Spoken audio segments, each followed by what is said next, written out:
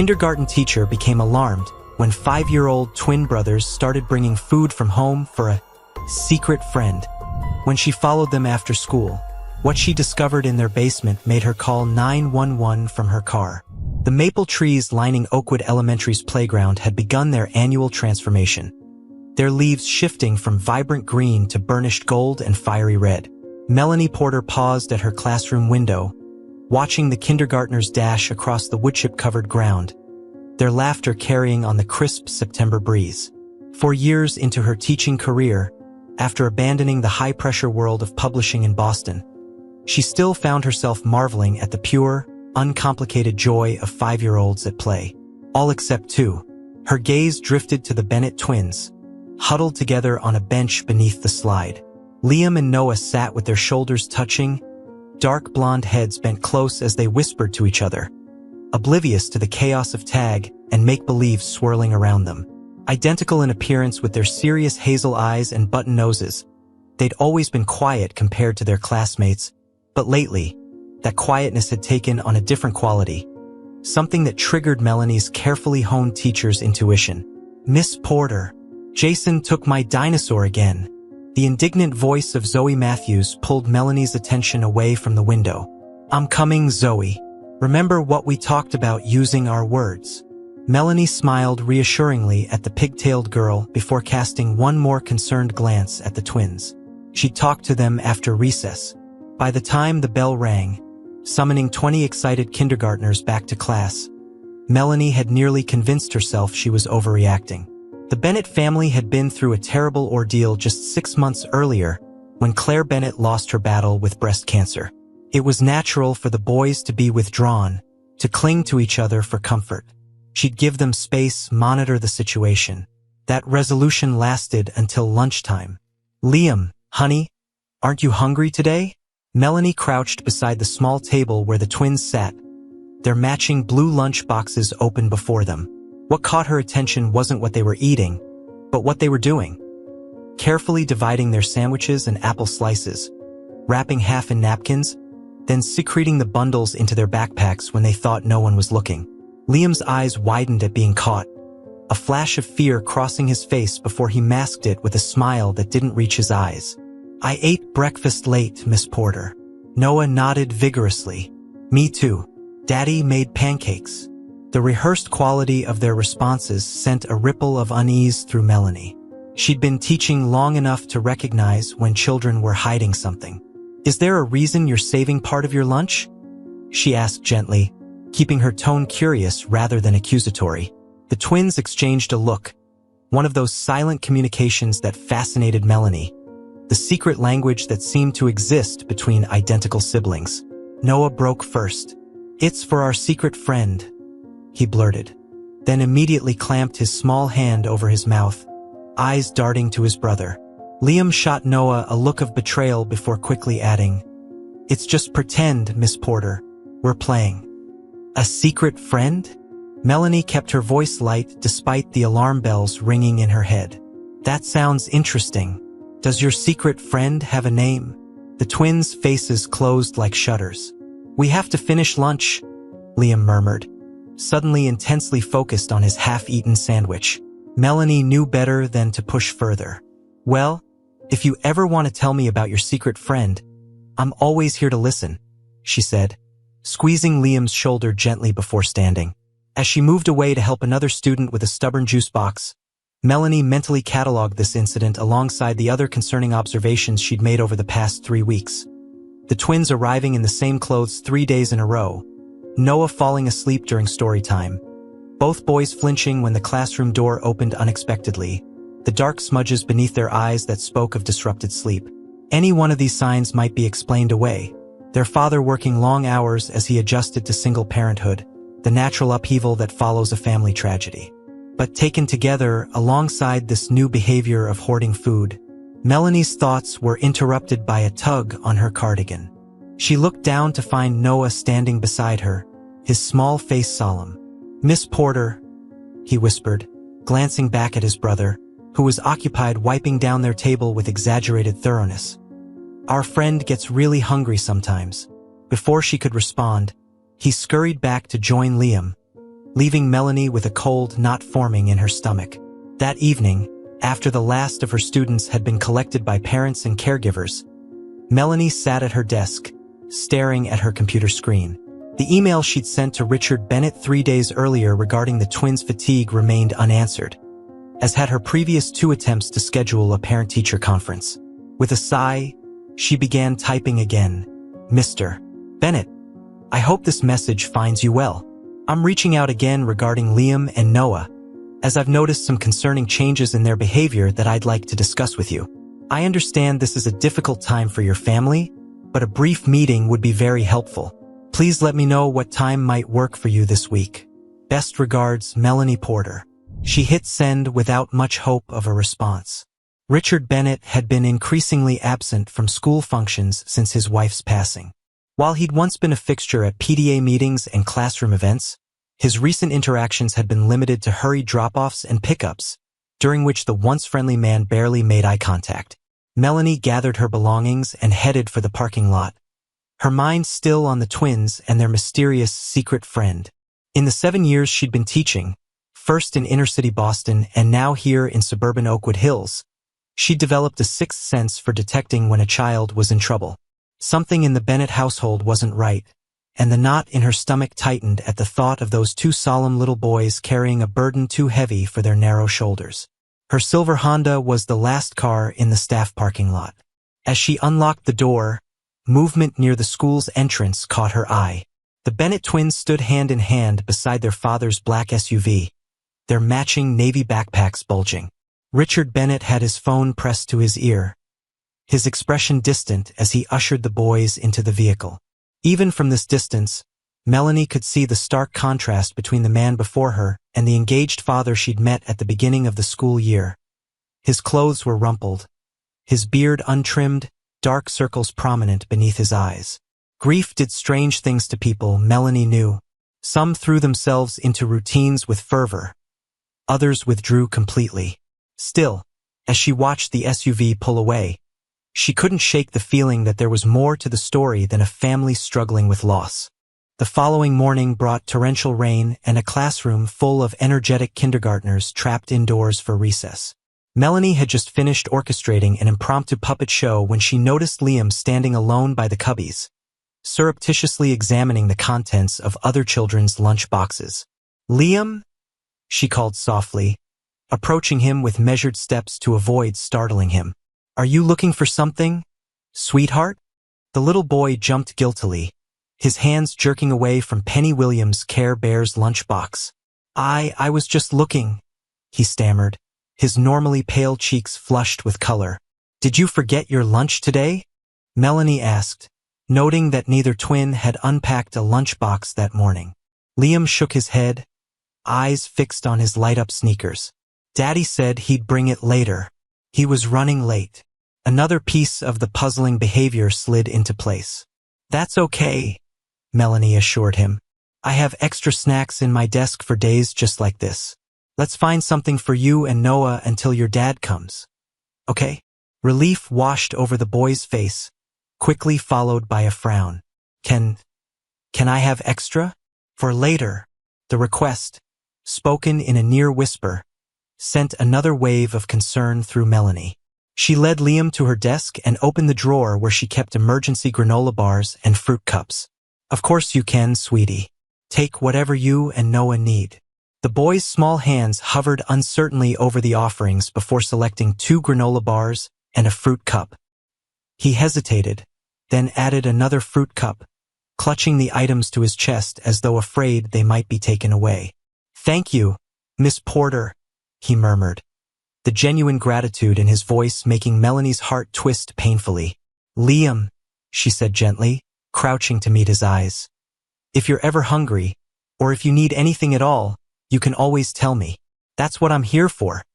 Okay?" He nodded solemnly before scurrying back to join his brother, who had been watching the interaction with anxious eyes from across the room. Melanie observed as Liam showed Noah his treasure trove. The twins' heads bent together in their characteristic pose as they whispered urgently. Richard Bennett never arrived with the promised lunches. When dismissal time came, Melanie made a decision. She quickly packed up her belongings and headed to her car, positioning it where she could observe the parent pickup area without being obvious. She watched as Richard arrived 15 minutes late, barely acknowledging his sons as they climbed into the back seat. The SUV pulled away, and after a moment's hesitation, Melanie followed at a discreet distance. She knew what she was doing crossed professional boundaries. She knew the proper channels involved documenting her concerns, consulting with the school counselor, potentially contacting social services. But something about the twins' behavior, their furtive whispers and frightened eyes, compelled her to act now rather than wait for bureaucratic wheels to turn. The Bennett SUV wound through Oakwood Hills tree-lined streets before pulling into a gas station. Richard emerged, heading into the convenience store alone while leaving the engine running. Through the car's back window, Melanie could see the twins engaged in animated conversation, their small hands gesturing urgently. After Richard returned to his vehicle, they continued to a sprawling Victorian house set back from the road behind a wrought iron fence. The once immaculate garden had become overgrown, with unraked leaves carpeting the lawn and untrimmed hedges encroaching on the walkway. Melanie parked across the street, watching as Richard ushered the twins inside before checking his watch and hurrying back to his car. Within minutes, he'd driven away, leaving the boys alone. Melanie sat frozen, uncertain what to do next. She'd confirmed the twins were being left unsupervised. Concerning but not necessarily unusual for a single working parent without adequate childcare options. She was about to start her car when movement at the side of the house caught her attention. Liam and Noah had emerged from the front door, still wearing their backpacks. Instead of playing in the yard as she might have expected, they moved with purpose toward the back of the property, constantly glancing over their shoulders as though afraid of being observed. Heart pounding, Melanie exited her car and crossed the street, keeping to the shelter of mature oak trees that lined the sidewalk. She reached the edge of the Bennett property just in time to see the twins disappear down a set of steps that led to a cellar door. For several long minutes, she stood irresolute, rain seeping through her cardigan, uncertain how to proceed. Following the children felt like an invasion of privacy, yet leaving without understanding what was happening felt impossible. The decision was made for her when she heard a cry, faint but distinct, emanating from somewhere beneath the house. Moving as quietly as she could, Melanie skirted the perimeter of the property until she reached the back. The cellar entrance where the twins had disappeared was now closed. Nearby, partially obscured by overgrown rhododendrons, was a ground-level window. Melanie crouched beside it, brushing aside wet leaves to peer into the dimly lit basement. What she saw turned her blood to ice. The basement was mostly unfinished, with concrete floors and exposed beams. In one corner, however, a space had been cleared and furnished with a tattered mattress, a ragged blanket, and a small pile of children's books. Sitting cross-legged on the mattress was a boy, older than the twins but still young, perhaps 7 or 8, with matted brown hair and a gaunt face. He wore pajamas that hung loosely on his thin frame, and he clutched a well-worn teddy bear to his chest. The twins sat before him, their backpacks open as they solemnly presented their offerings. The granola bars and fruit cups from Melanie's desk, alongside half sandwiches and juice boxes from their previous day's lunch. "We got extra today," Noah was saying, his voice audible through the thin glass. "Miss Porter gave it to us." The strange boy accepted the food with trembling hands, his eyes darting nervously toward the ceiling. "Did your dad see you?" he whispered, the fear in his voice unmistakable. Liam shook his head. "He left for work again. He won't be back until after dinner." "You have to be more careful," the boy urged, already unwrapping a granola bar and taking a desperate bite. "If he catches you." "We're being super sneaky," Noah assured him. "No one knows about our secret friend." The boy's next words froze Melanie in place. "I want to go home. I miss my mom and dad." "Daddy says you can't," Liam replied, his small face troubled. "He says bad people will find you if you leave the safe place." "Your dad is the bad person," the boy said, his voice cracking. "He took me away from my parents. They're probably looking everywhere for me." Noah's lower lip trembled. "But Daddy says your parents didn't want you anymore." That's why you're our new brother now. The boy shook his head vehemently. That's not true. I was at the park with my mom. Your dad grabbed me when she wasn't looking and put me in his car. His voice dropped to a frightened whisper. He said if I screamed or tried to run away, he'd hurt my parents. Melanie stumbled backward. Her hand clamped over her mouth to stifle her gasp. Her mind raced to process what she was witnessing. A kidnapped child, hidden in the Bennett basement, with 2 5-year-olds unwittingly complicit in keeping him captive. She scrambled back to the shelter of a large oak tree, fumbling for her phone with shaking hands. It took 3 attempts to successfully dial 911, her fingers numb with cold and shock. 911, what's your emergency? The dispatcher's calm voice seemed surreal against the horror unfolding before her. My name is Melanie Porter, she managed, her voice barely above a whisper. I'm a kindergarten teacher at Oakwood Elementary. She swallowed hard. I've discovered a kidnapped child in the basement of one of my students' homes. The words sounded unbelievable even as she spoke them. Can you verify your location, ma'am?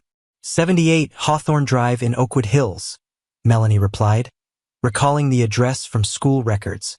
It's the Bennett residence. Richard Bennett lives here with his twin sons, but there's another boy locked in the basement. He appears to be 7 or 8 years old, malnourished, and he just said he was taken from a park while with his mother. Are you in immediate danger, Ms. Porter?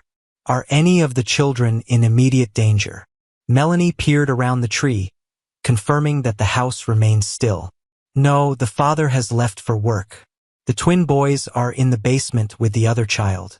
They've been sneaking food to him. Officers are being dispatched to your location, the dispatcher assured her. Please remain where you are until they arrive. Can you safely continue to observe the situation without being detected? Yes, I think so, Melanie replied, though her heart was pounding so loudly she feared it might give her away. Can you describe the kidnapped child? Melanie closed her eyes, summoning the image of the boy on the mattress. White male, probably 7 or 8 years old. Brown hair, very thin, wearing blue pajamas. He has a teddy bear with him. He said he was taken from a park while with his mother. The next 10 minutes felt like an eternity as Melanie maintained her position, alternating between watching the basement window and scanning the street for approaching police. When 2 patrol cars finally pulled up, lights flashing but sirens silent, she emerged from her hiding place on legs that threatened to buckle beneath her. The events that followed seemed to unfold in slow motion. Officers securing the perimeter of the house. Melanie explaining what she'd witnessed, her teacher's voice surprisingly steady despite her inner turmoil. The moment when officers breached the cellar door, emerging minutes later with 3 small figures, the twins clinging to each other in terror, the unknown boy blinking in the daylight as though he hadn't seen the sun in months. More police cars arrived, followed by an ambulance. Melanie found herself sitting in the back of a patrol car with a shock blanket wrapped around her shoulders, watching as paramedics examined the rescued boy. Nearby, a female officer knelt before the twins, speaking to them with gentle firmness. Ms. Porter, a detective with salt and pepper hair and kind eyes approached, notepad in hand. I'm Detective Morgan. We'll need a full statement from you, but first, I wanted to let you know, the boy's name is Christopher Reynolds. He was abducted from Fairfield 6 months ago. His parents have been notified and are on their way. The name struck a distant chord in Melanie's memory, a news story she'd scrolled past, one of many missing children reports that flashed across screens daily, tragic but removed from her immediate world. Until now. The twins, she said, her voice hoarse. Liam and Noah. They didn't understand what was happening. They thought they were helping. Detective Morgan nodded grimly. From what we can gather, their father convinced them the boy needed to be kept hidden from bad people. They believed they were protecting him. He shook his head, the gesture conveying what words couldn't. The incomprehensible manipulation of innocent minds. A commotion at the police perimeter drew their attention. Richard Bennett had returned, his face a mask of disbelief as officers surrounded his vehicle, weapons drawn, ordering him to exit with his hands visible. Did you know him well? Detective Morgan asked as they watched Richard being handcuffed, his protests audible even from a distance. Melanie shook her head slowly. Not really. He was involved in school activities before his wife died from cancer earlier this year. Afterward, he withdrew. I tried to reach out to discuss changes in the twins' behavior, but she trailed off, the enormity of what she'd failed to see overwhelming her. This isn't on you, the detective said firmly, reading her expression. Bennett went to extraordinary lengths to maintain a normal appearance. The boys were still attending school, still receiving medical care. On paper, nothing would have triggered serious concerns. But Melanie couldn't shake the guilt that wrapped around her heart like a vice. She should have pushed harder, acted sooner, recognized the signs for what they were. As she watched Richard Bennett being placed in a police car, his face now contorted with rage, she thought of the twins.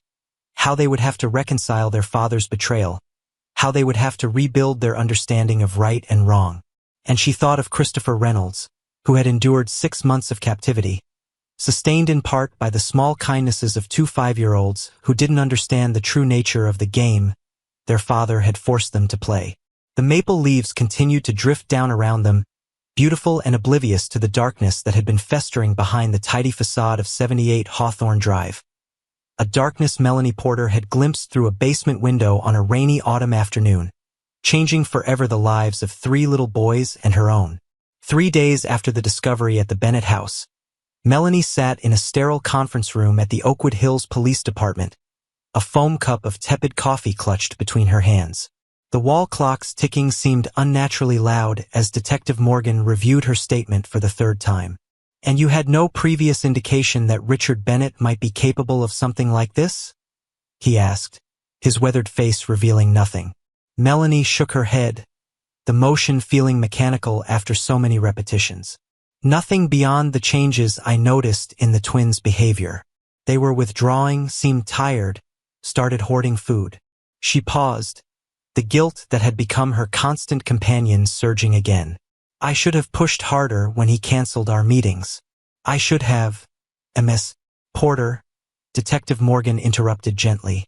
You followed your instincts when many would have dismissed them. Without your intervention, we might never have found Christopher Reynolds. The detective's words offered little comfort. In the endless loop of second-guessing that had consumed Melanie's thoughts since that rainy afternoon, one question persisted. What if she'd waited another day, another week? What happens to Liam and Noah now? She asked, steering the conversation away from her own actions. Morgan sighed, closing his notepad. They're currently in emergency foster care. Their aunt, Claire Bennett's sister, is flying in from Seattle tomorrow. Assuming everything checks out, they'll likely be placed with her. And Christopher? Physically, he's malnourished and showing signs of vitamin deficiency, but doctors are optimistic about his recovery. Morgan's professional demeanor softened slightly. Psychologically, that's going to be a longer road. He was kept isolated for 6 months, told his parents had abandoned him. The twins were his only regular human contact. Melanie closed her eyes briefly, imagining the lonely basement room, the little boy clutching his teddy bear, his only comfort the secret visits from 2 kindergartners who believed they were playing a special game. Has Richard confessed? She asked, opening her eyes to find Morgan studying her with something like compassion. Yes and no. He acknowledges taking the boy but claims he was rescuing him. Morgan's tone made clear what he thought of this defense. His wife's oncologist confirmed she'd been trying to have another child before her diagnosis. They'd been discussing adoption when her cancer was discovered. So in his grief, he just took someone else's child? The horror of it still felt unreal to Melanie, like something from a psychological thriller rather than events unfolding in her quiet community. Grief can distort reality in profound ways, Morgan replied, his gaze distant for a moment before refocusing. Bennett's attorney will likely pursue an insanity defense. Whether that will succeed, he shrugged. That's for the courts to decide. A soft knock interrupted them. A younger officer poked his head into the room. Detective, the Reynolds family is here to speak with Ms. Porter. Melanie's heart stuttered. She hadn't expected this, wasn't prepared to face the parents of the child she'd found, to see in their eyes either gratitude she didn't deserve or recrimination for not acting sooner. "I can tell them you're not up for visitors," Morgan offered, reading her expression. Melanie straightened her shoulders. "No, it's fine. I'll see them." The couple who entered moments later looked nothing like the polished, smiling family from the missing person flyers that had plastered the region 6 months earlier. Angela Reynolds was a slight woman with auburn hair pulled back in a messy ponytail, deep shadows beneath eyes that had clearly shed too many tears. Her husband Michael was tall and broad-shouldered, but his posture spoke of a man who had been hollowed out from within, his once robust frame now carrying an invisible weight. "Ms. Porter," Angela said, her voice barely above a whisper. "We wanted to thank you in person." Melanie rose uncertainly, accepting the woman's outstretched hands. "Please call me Melanie, and there's no need for thanks. I only wish I'd realized sooner what was happening." "You found our son," Michael stated simply, his voice rough with emotion. "When everyone else had given up, when the police had moved on to other cases, when the news crews stopped showing up, you found him." The raw gratitude in his words made Melanie's throat constrict. "How is Christopher doing?" Angela's composure wavered. He's alive. He remembers us. After the first day of shock, he wouldn't stop hugging us." Her voice broke. "But he's afraid of the dark now, afraid of being alone. He keeps asking about the little boys who brought him food." "Liam and Noah," Melanie supplied softly. "They didn't understand what their father had done. They thought they were helping keep Christopher safe." Michael nodded grimly. "The police explained that. It's hard to reconcile our anger at what happened with the knowledge that 2 children were trying their best in an impossible situation." "Will you testify at the trial?" Angela asked, her gaze suddenly intense. "About what you saw, what led you to follow the twins that day?" "Of course," Melanie assured her, though the thought of publicly recounting the events made her stomach twist. "Whatever I can do to help." The conversation continued for another 20 minutes, the 3 of them navigating the strange intimacy that comes from being connected by tragedy. When the Reynolds finally departed, promising to keep Melanie updated on Christopher's progress, she remained seated, attempting to process the surreal reality that had become her life. "You okay to drive home?" Detective Morgan asked, returning to collect her statement. Melanie nodded, gathering her belongings. "I'm fine. Just processing." Morgan's expression was knowing. Cases involving children are the hardest, especially when there's no clear villain, just broken people making terrible choices. As Melanie drove home through streets lined with manicured lawns and tasteful Halloween decorations, she reflected on Morgan's words. Richard Bennett wasn't a monster from a fairy tale. He was a grieving man whose mind had fractured under the weight of loss. The twins weren't accomplices but victims themselves, manipulated by the father they trusted. Even Christopher, for all the trauma he'd endured, had formed a complex relationship with the twins. His captors and his saviors rolled into one. The comfortable certainties of Melanie's world had been upended, revealing the messier truth beneath. That darkness could exist behind the most ordinary facades, that good people could be driven to terrible acts, that salvation sometimes came in the smallest packages. 2 little boys sneaking food to a prisoner they'd been told to keep secret. The classroom felt eerily quiet without the twins. Their empty cubbies and vacant seats at the reading circle were constant reminders of the upheaval that had torn through their young lives. Melanie had explained their absence to the class with a simplified truth. Liam and Noah's daddy was sick and needed special help, so they were staying with their aunt for a while. The children had accepted this with the resilience of 5-year-olds, asking a few curious questions before moving on to more immediate concerns like whose turn it was with the classroom hamster. But for Melanie, maintaining normalcy required a performance she wasn't sure she could sustain. News of Christopher Reynolds' rescue had dominated local headlines for days. While authorities had worked to keep the twins' identities protected due to their age, Melanie's role in the discovery had become public knowledge. Parents eyed her with a mixture of admiration and wariness during drop-offs. Colleagues stopped conversations when she entered the staff room, and Principal Grayson had gently suggested she take a leave of absence, until things settled down. Melanie had refused. Work was the only thing keeping her from disappearing into an endless spiral of what-ifs and should-haves. Her students needed consistency, especially now, when hushed adult conversations and snippets of news had created an atmosphere of unease even they could sense. 2 weeks after the discovery, Catherine Bennett, the twins' aunt, requested a meeting. Melanie recognized her immediately when she arrived after school hours. She had Claire's delicate features and the same serious eyes as the twins, though hers were reddened from recent tears. "Thank you for seeing me," Catherine said as they settled in the small chairs at Melanie's reading table. "I know this isn't a formal parent-teacher conference, but I wanted to talk about the boys. How are they doing?" Melanie asked, the question that had haunted her since watching Liam and Noah being led to a social worker's car, clinging to each other in bewildered fear. Catherine's composure wavered momentarily. "It's complicated. Physically, they're fine. Emotionally," she trailed off, searching for words. "They're confused, frightened. Noah has nightmares. Liam has stopped speaking almost entirely." "I'm so sorry," Melanie whispered, imagining the cheerful, if quiet, boys she'd known reduced to such states. "Are they seeing someone?" "A therapist who specializes in childhood trauma. 3 times a week," Catherine confirmed. "The therapist says they're suffering from a complex form of psychological manipulation. Richard convinced them they were heroes, protecting Christopher from nebulous, bad people. Finding out their father was the villain in the story. It's shattered their understanding of the world." Melanie nodded, her heart aching. Children that age have a black-and-white view of good and bad.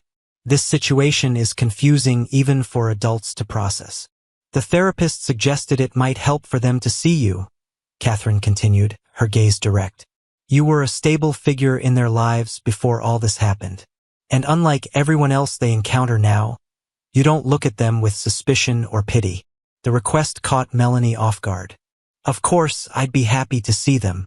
Do you think they'd want to come back to class? Or perhaps I could visit you at home first." "Home visits would be best to start," Catherine agreed, relief evident in her voice. "Their therapist suggested familiar environments are important right now. We're staying at my sister's house, Richard's house, until arrangements can be made to sell it. Not ideal, I know, but moving them again right now seemed worse." The thought of the twins still living in the house where Christopher had been imprisoned made Melanie's skin crawl, but she kept her expression neutral. "I understand. Just let me know when would be a good time."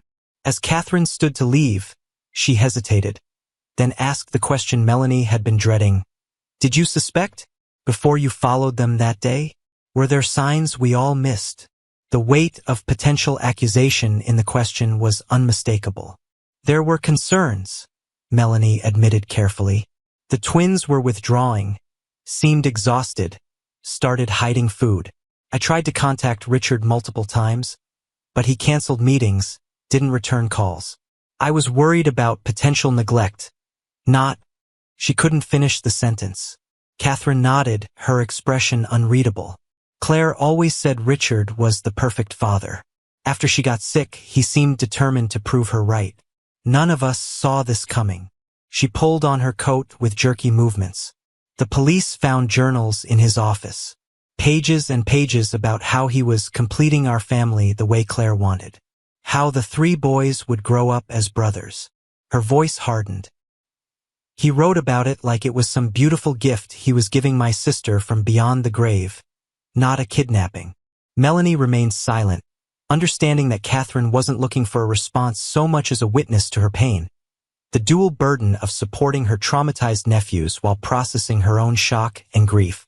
"I'll call you to set up a time," Catherine said finally, composing herself with visible effort. "Thank you again, Ms. Porter."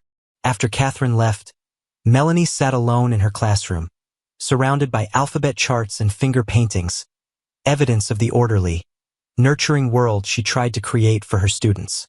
How easily that order could be disrupted, she thought. How fragile the boundaries between safety and danger, sanity and madness, love and obsession. The Bennett house looked different in daylight than it had on that rainy afternoon when Melanie had made her discovery. The police tape was gone. The overgrown lawn had been mowed, and cheerful mums had been planted in the front beds. Catherine's attempt, Melanie supposed, to normalize an environment that would forever be associated with darkness. She hesitated on the front porch, hand raised to knock, when the door swung open to reveal Noah. The little boy stared up at her with solemn eyes that seemed to belong to someone much older. "Miss Porter," he said, his voice small but steady. "Aunt Katie said you were coming." Melanie crouched to his level, offering a warm smile that concealed her shock at how thin he'd become in just 3 weeks. "Hello, Noah. I've missed you at school. May I come in?" He nodded, stepping back to allow her entry. The interior of the house was immaculate, with no visible evidence of the tragedy that had unfolded here. Family photos lined the walls. Claire Bennett's smiling face featured prominently, her resemblance to the twins striking. Of Richard, there was no trace. The photos that had once included him had been removed, leaving conspicuous gaps in the displays. "Liam's in the playroom," Noah informed her, taking her hand with the casual trust of childhood. "He doesn't talk much anymore." "That's okay," Melanie assured him as he led her down a hallway. Sometimes after scary things happen, people need time before they're ready to talk again. The playroom was a large, sunny space filled with books, toys, and a child-sized table where Liam sat drawing with intense concentration. He didn't look up when they entered, his crayon moving in careful, deliberate strokes across the paper. "Look who's here, Liam," Noah announced, squeezing Melanie's hand. "It's Miss Porter." Liam's head jerked up, his eyes widening as they fixed on Melanie. For a heartbeat, she feared he might cry or retreat, but instead, he carefully set down his crayon and rose from the table, approaching her with measured steps. Without a word, he wrapped his arms around her waist, pressing his face against her sweater.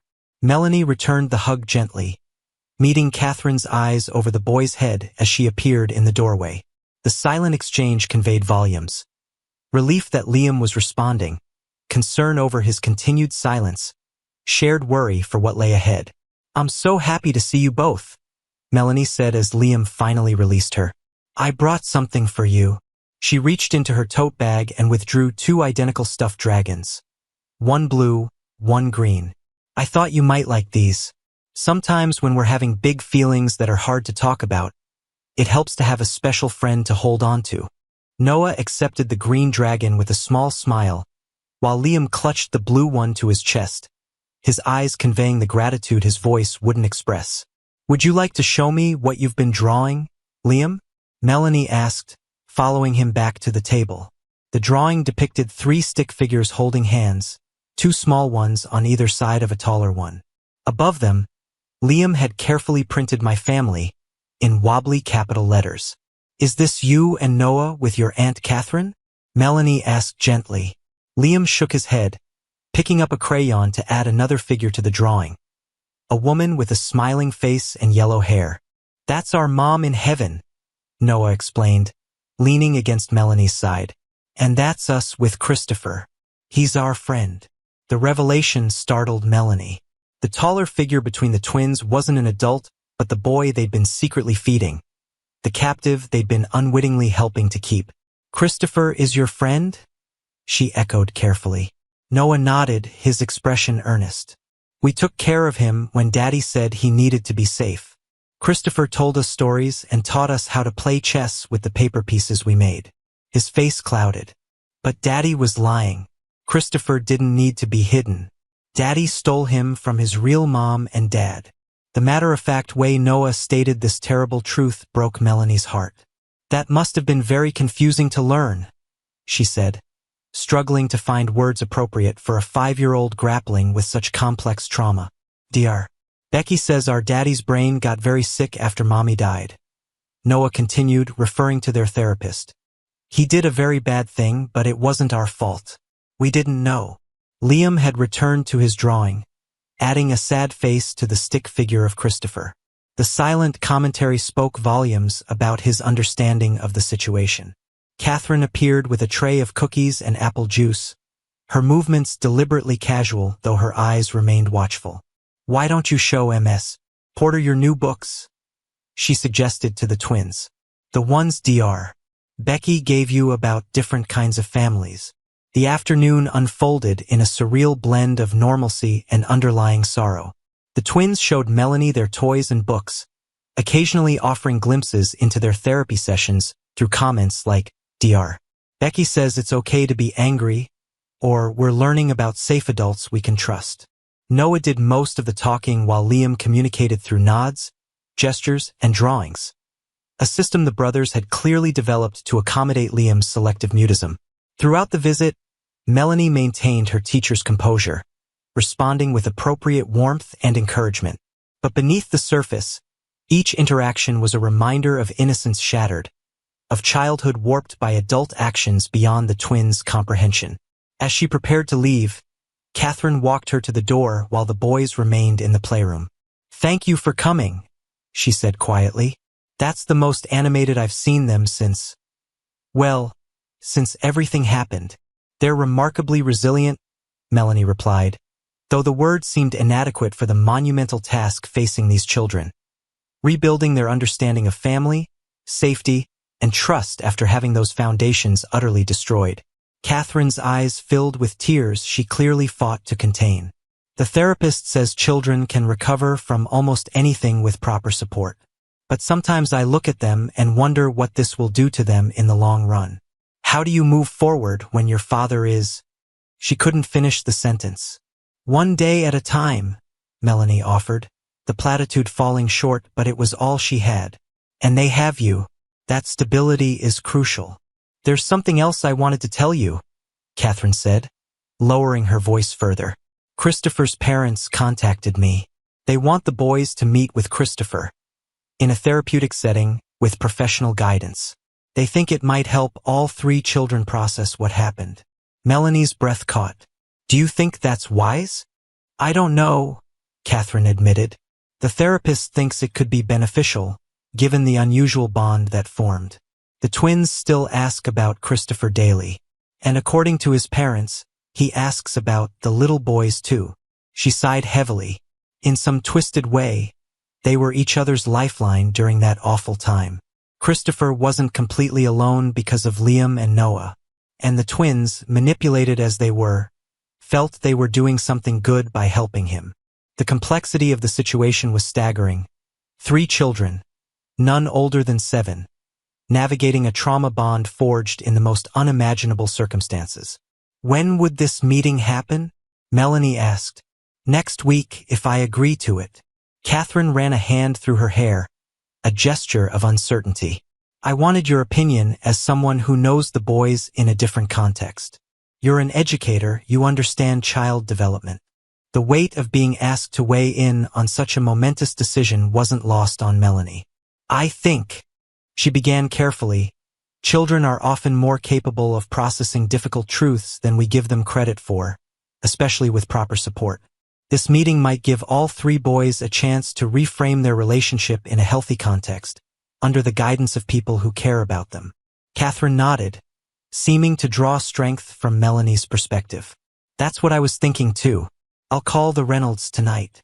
As Melanie drove away from the Bennett house, the autumn sun casting long shadows across the street, she found herself reflecting on the hidden complexities that existed beneath the surface of even the most ordinary-seeming lives.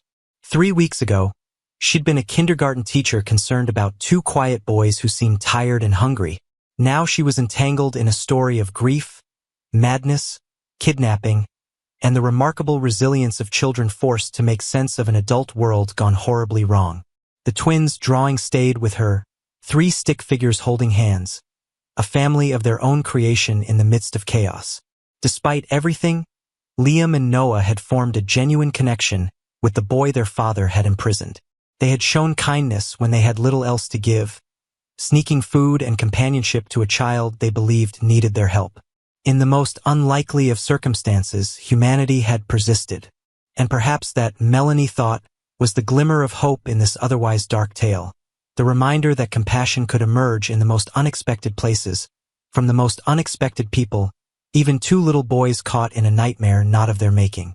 The conference room at the Child Advocacy Center had been carefully designed to feel welcoming. Soft lighting, comfortable furniture, walls painted in soothing blues and greens. Child-friendly artwork hung at eye level for the young clients who came here to tell their stories, seek healing, and, in rare cases like this one, confront the complex aftermath of trauma in a controlled, supportive environment. Melanie sat in a corner, present at Catherine's request as a familiar face for the twins, but instructed to remain a silent observer. Across the room, the Reynolds family waited, Angela perched anxiously on the edge of a sofa, Michael standing protectively behind her, Christopher between them, clutching his now familiar teddy bear. The boy looked markedly different from when Melanie had glimpsed him through the basement window 3 weeks earlier. His hair was neatly trimmed, his clothes new, his face less gaunt. But his eyes still held a wariness beyond his years, darting constantly to the door as though assessing escape routes. Dr. Rebecca Chen, Dr. Becky to her young clients, orchestrated the delicate meeting with the calm authority of someone accustomed to navigating emotional minefields. Christopher, she said gently, remember what we talked about? Liam and Noah are coming today because you all shared a difficult experience. They didn't know what their father was doing was wrong. They thought they were helping you. Christopher nodded solemnly, his grip on the teddy bear tightening. They brought me food, he said, his voice small but clear, and books, and they made a chess set out of paper so we could play. That's right, Dr. Chen affirmed. And today is about understanding that what happened wasn't their fault, just like it wasn't your fault. A soft knock at the door announced the arrival of the twins. They entered holding hands, Catherine's steadying presence behind them. Noah's eyes immediately found Christopher, widening in recognition. Liam, still silent, pressed against his brother's side. The blue dragon Melanie had given him clutched in his free hand. For a long moment no one spoke. The adults watched with bated breath as 3 traumatized children regarded each other across a divide far greater than the few feet of carpeted floor between them. It was Christopher who broke the silence. You got a haircut, he said to Noah, the ordinary observation somehow perfect in its simplicity. Noah nodded. Aunt Katie took us to a special place where they give you a lollipop after. I got a lollipop at the doctor's, Christopher replied, taking a hesitant step forward. It was cherry. I like the blue ones better, Noah said, mirroring the step. Liam remained frozen in place, his eyes fixed on Christopher with an intensity that spoke volumes. Slowly, deliberately, he released his brother's hand and reached into his pocket, withdrawing a folded paper object. He extended it toward Christopher. Dr. Chun nodded encouragingly, and Christopher moved forward to accept the offering. It's a chess knight, he said, carefully unfolding the origami piece. You remembered how to make them. Liam nodded, the barest hint of a smile touching his lips. Would you 3 like to sit together at the activity table? Dr. Chun suggested, gesturing to a child-sized table stocked with paper, crayons, and simple games. The children moved toward it with the natural gravity that sometimes exists between young peers who have shared significant experiences. As they settled at the table, Christopher between the twins, the adults exhaled a collective breath. This is going better than I expected, Angela whispered, her hand finding her husband's. Catherine nodded, tears glistening in her eyes. Liam hasn't responded to anyone like that since it happened. The remainder of the session unfolded with careful guidance from Dr. Chun, who facilitated age-appropriate discussions about the children's shared experiences, emphasizing repeatedly that none of them were at fault for Richard Bennett's actions. The therapeutic goals were modest for this initial meeting, establishing that all 3 boys were safe now, reinforcing that adults were working to help them heal, and validating the genuine connections they had formed despite the terrible circumstances. As the session drew to a close, Christopher surprised everyone by addressing Liam directly. I miss playing chess with you, he said quietly. You're the only kid I know who plays. Liam stared at him for a long moment before reaching for a crayon and a sheet of paper. With careful precision, he drew a simple checkerboard pattern and wrote across the top, Can we play again sometime? Christopher read the message and nodded vigorously. My mom and dad said maybe we could see each other sometimes. If if that's okay with you guys. We'd like that, Noah answered, looking to his aunt for confirmation. Right, Aunt Katie? Catherine, clearly emotional but maintaining composure for the twins' sake, nodded. Yes, if Christopher's parents agree, we can arrange visits. The simple exchange, children negotiating friendship in the aftermath of trauma, affected Melanie profoundly. As the meeting concluded and families began gathering their belongings, she found herself blinking back tears at the resilience on display before her. Dr. Chun approached as Melanie prepared to leave. Thank you for coming today. Having a familiar adult from their life before the trauma is important for the twins. Will they be okay? Melanie asked, voicing the question that had haunted her since that rainy day at the Bennett house.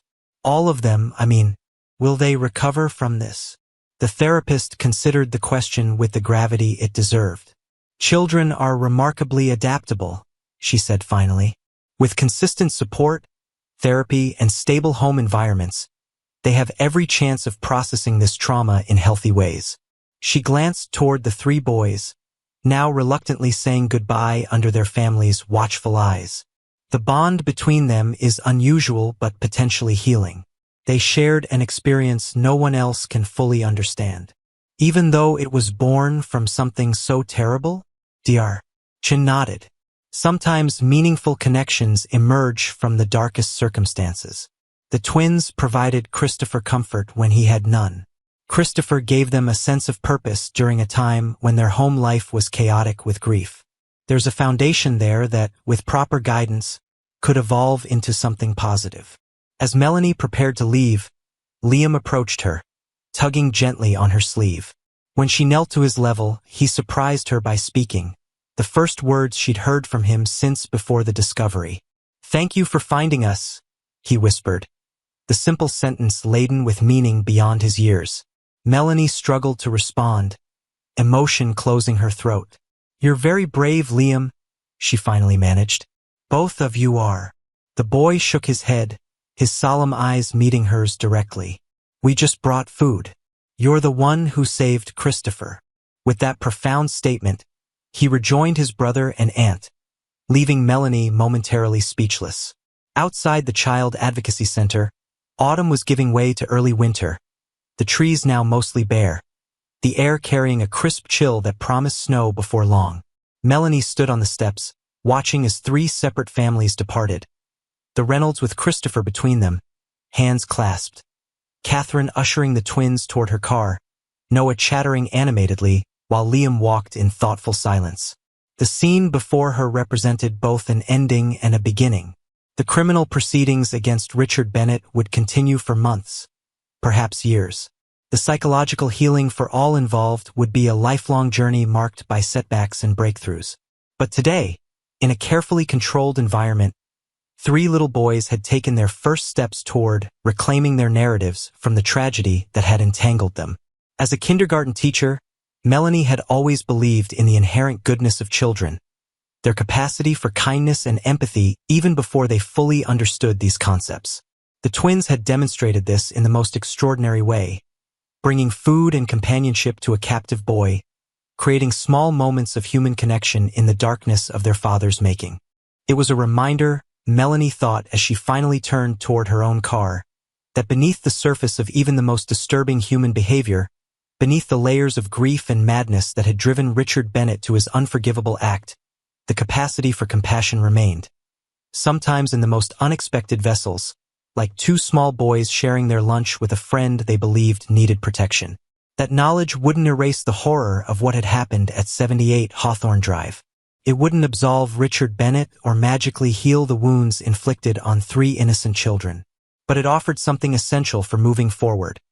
The recognition that even in our darkest moments, humanity's better nature can persist, often in the simplest of gestures. A shared sandwich, a paper chess piece, a whispered story in the shadows of a basement where a little light still managed to shine through. Winter descended on Oakwood Hills with uncharacteristic ferocity. By early December, the town lay buried beneath 18 inches of snow, with more falling in steady, silent sheets that transformed the landscape into something otherworldly. Melanie stood at her classroom window, watching the flakes swirl and dance in the amber glow of the streetlights, mesmerized by their hypnotic pattern. 6 weeks had passed since the discovery at the Bennett house. 6 weeks of police interviews, preliminary hearings, media coverage that ranged from compassionate to sensationalistic, and the slow, painful process of helping 20 kindergartners understand why 2 of their classmates hadn't returned to school. Miss Porter. Melanie turned to find Principal Grayson standing in her classroom doorway, his salt and pepper beard now more salt than pepper, his normally crisp dress shirt showing uncharacteristic wrinkles. The strain of recent events had taken its toll on the entire school staff, but particularly on Grayson, who'd fielded endless calls from concerned parents and reporters. "Am I interrupting?" he asked, gesturing to the papers spread across her desk. Incomplete Christmas crafts abandoned when the early dismissal was announced due to the worsening storm. "Not at all," Melanie assured him, moving away from the window. "Just watching the snow and thinking." Grayson nodded, understanding passing between them without need for elaboration. "There's someone here to see you, Detective Morgan." He said, "It's important." Melanie's heart stuttered. The detective's occasional updates had become less frequent as the case progressed from breaking news to the slower machinery of the justice system. An unscheduled visit could only mean significant developments. "He's in my office," Grayson added, his expression revealing nothing of what might have brought Morgan to the school during a snowstorm. The walk down the empty hallway seemed to stretch endlessly. The children's artwork that normally brought Melanie joy, paper snowflakes and cotton ball snowmen, now blurring into a meaningless collage in her peripheral vision. Her mind raced through possibilities. Had Richard Bennett changed his plea? Had new evidence emerged? Or, most troubling, had something happened to the twins? Morgan stood as she entered the principal's office, his weathered face revealing the same exhaustion she'd seen mirrored in her own bathroom mirror that morning. "Ms. Porter, thank you for making time. I know you're probably trying to get home before the roads become impassable." "It's no problem," she replied, taking the seat Grayson offered before discreetly excusing himself to give them privacy. "Is everything all right? Has something happened with the case?" Morgan settled back into his chair with a sigh that seemed to come from somewhere deep within. "Yes and no. The district attorney has reached a plea agreement with Bennett's attorney. He'll plead guilty to kidnapping and false imprisonment in exchange for being remanded to a secure psychiatric facility rather than prison." "He's avoiding prison?" Melanie couldn't keep the disbelief from her voice. "Not exactly avoiding it. The psychiatric evaluation concluded he suffered a psychotic break following his wife's death. Multiple professionals have testified that his mental state meets the criteria for an insanity defense." Morgan's tone was measured, carefully neutral. "The state's psychiatric facility isn't a resort, Ms. Porter. It's a secure institution for the criminally insane. He'll likely spend decades there." Melanie absorbed this information slowly, uncertain how to feel. The thought of Richard Bennett receiving treatment rather than punishment stirred complicated emotions. A sense of justice denied, mixed with the intellectual understanding that his actions had stemmed from profound mental illness. "How do the Reynolds feel about this?" she asked finally. "They've agreed to it reluctantly. Angela Reynolds specifically said that if it spares the children from testifying at a trial, she can accept the outcome." Morgan leaned forward, his expression softening. "That's actually why I'm here. With the plea deal, there won't be a trial, which means the children won't be subjected to that trauma. But the Bennett's insurance is contesting the psychotherapy coverage for the twins." The abrupt change of subject threw Melanie momentarily. "I don't understand. What does that have to do with me?"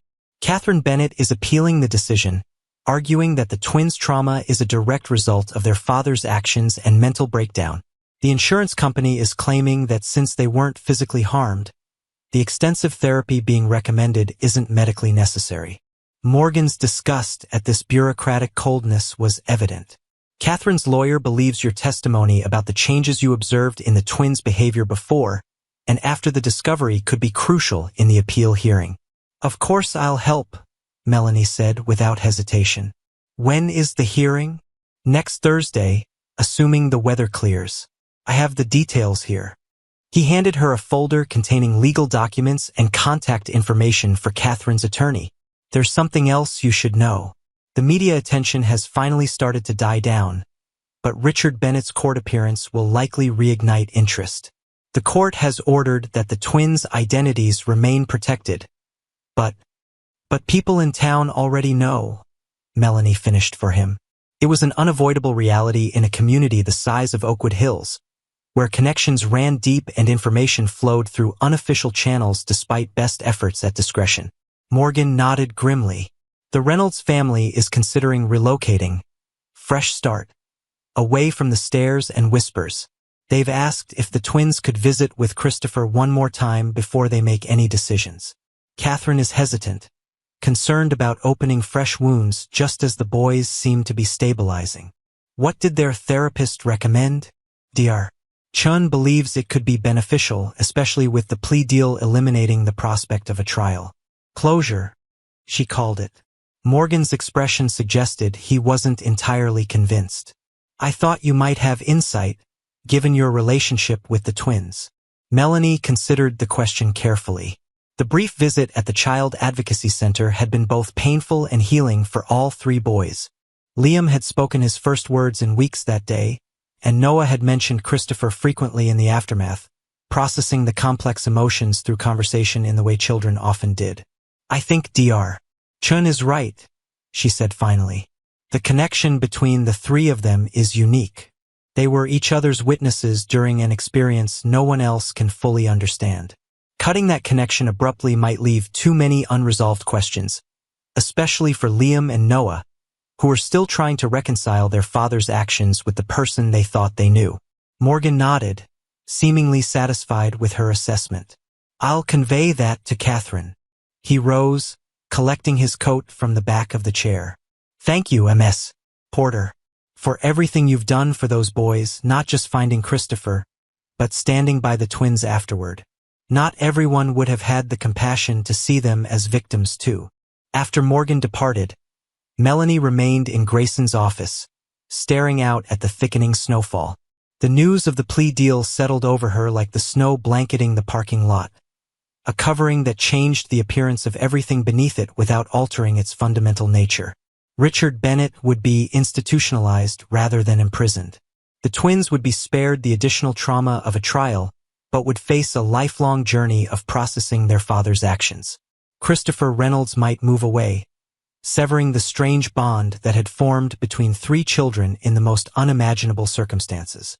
And Melanie would continue to navigate the aftermath, balancing her role as educator with the unexpected position she now occupied in this tragic narrative.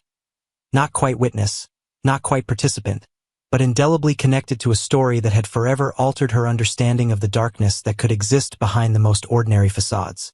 The Bennett house looked transformed under its blanket of snow, the stark white covering softening its angles and obscuring the overgrown garden that had been one of the first signs of something amiss. Christmas lights twinkled along the eaves, Catherine's attempt at normalcy for the twins' sake, though Melanie suspected the holiday would be more endured than celebrated this year. She parked behind Catherine's Subaru, gathering the gift bags she'd brought, children's books about emotions, special paper for origami, and soft fleece blankets in blue and green to match the dragons she'd given the twins on her first visit. Nothing that could be interpreted as Christmas presents. Catherine had mentioned the holiday would be low-key, given the circumstances. Noah answered the door wearing mismatched socks and a sweater emblazoned with dinosaurs wearing Santa hats. "Miss Porter," he exclaimed, his face lighting with genuine pleasure. "Did you see how much snow there is? Aunt Katie says we can build a snowman tomorrow if it stops." "I did see," Melanie replied, stepping inside and brushing snowflakes from her coat. "It's perfect snowman weather." "Where's your brother?" "In the kitchen with Aunt Katie. We're making cookies." Noah took her hand, leading her down the hallway. "Not Christmas cookies," he clarified, his expression suddenly serious. "Just regular ones. Aunt Katie says we don't have to do Christmas this year if we don't want to."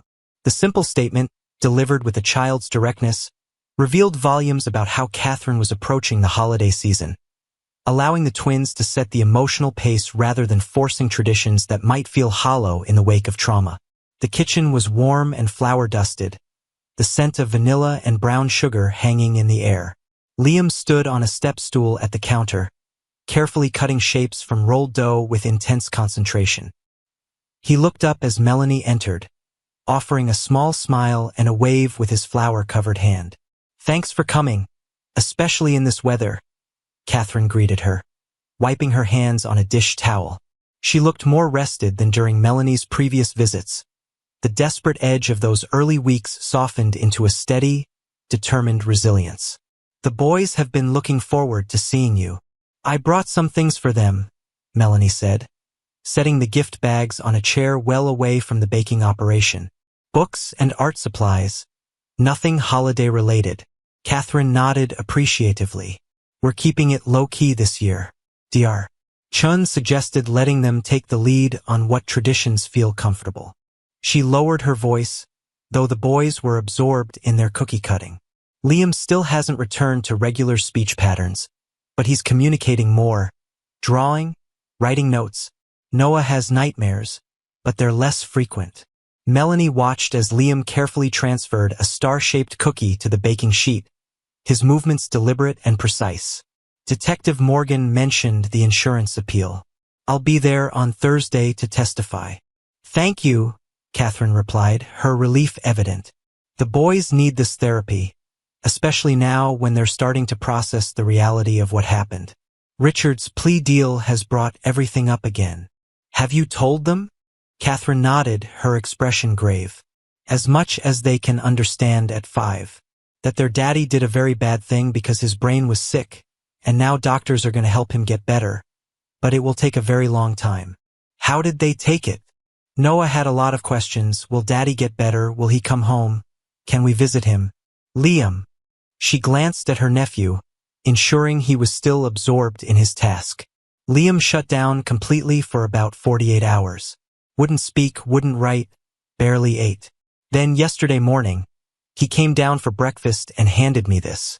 Catherine reached into her pocket and withdrew a folded piece of construction paper. Inside was a childish drawing of 4 figures, 2 small ones labeled me and Noah, a taller female figure labeled Entikati, sick, and off to one side, a figure behind what appeared to be a fence or bars, labeled simply Dad. The figures weren't touching, and unlike Liam's usual drawings, none of them had smiles. "It's the first time he's acknowledged Richard as his father since everything happened," Catherine explained, carefully refolding the paper. "Dr. Chun says it's actually progress. He's beginning to integrate the reality rather than compartmentalizing." Before Melanie could respond, the kitchen timer buzzed, and Catherine turned her attention to the oven. "Why don't you take the boys into the living room while these bake? There's hot chocolate, and they've been wanting to show you their new therapy workbooks." The living room bore subtle signs of the changes in the Bennett household. Family photos had been rearranged to remove Richard's image without creating conspicuous gaps.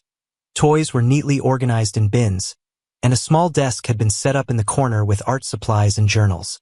A workspace for therapy homework, Melanie guessed, where the twins could express feelings too complex for their limited vocabulary. Noah immediately began showing Melanie his workbook, proudly pointing to pages where he'd drawn pictures of emotions and completed exercises about identifying safe adults. Liam hung back initially, watching from the doorway until Melanie gently invited him to join them. "Your aunt tells me you've been doing really well in therapy," Melanie said, making space for Liam on the sofa beside her. "I'd love to see your workbook too, if you want to show me." For a moment, she thought he might refuse, but then he nodded and retrieved a folder from the desk. Unlike Noah's workbook with its colorful stickers and enthusiastic scribbles, Liam's contained meticulous drawings, detailed scenes showing the twins at school, at home with Catherine, and, most poignantly, a series depicting the basement where Christopher had been kept. Melanie studied these with particular care, noting how Liam had drawn himself and Noah bringing food and books to Christopher, playing games together, whispering stories in the dark. The images were disturbing in their innocence. 3 children creating moments of connection in the most horrific circumstances, none of them fully comprehending the wrongness of the situation. "These are very powerful drawings, Liam," Melanie said gently. They show exactly what happened, which is very brave. The boy nodded solemnly, turning to the last page in the folder. It showed Christopher sitting between his parents, with Liam and Noah standing nearby. Above the drawing, in careful block letters, was written, "Christopher is with his family now. We are with Aunt Katie." "That's right," Melanie affirmed, her heart aching at the simple truth the drawing conveyed. "Everyone is safe now, with people who care about them." Noah, not to be outdone by his brother's artistic display, tugged at Melanie's sleeve. "We're going to see Christopher again," he announced, "before he moves away. Aunt Katie said we could if we want to." Melanie glanced toward the doorway where Catherine had appeared, a tray of cookies and hot chocolate balanced in her hands. "We received the formal request from the Reynolds family yesterday," she confirmed, setting the tray on the coffee table. "The boys have been discussing it ever since. Are you comfortable with the idea?" Melanie asked, accepting a steaming mug. Catherine settled into an armchair, her expression thoughtful. "Initially, no.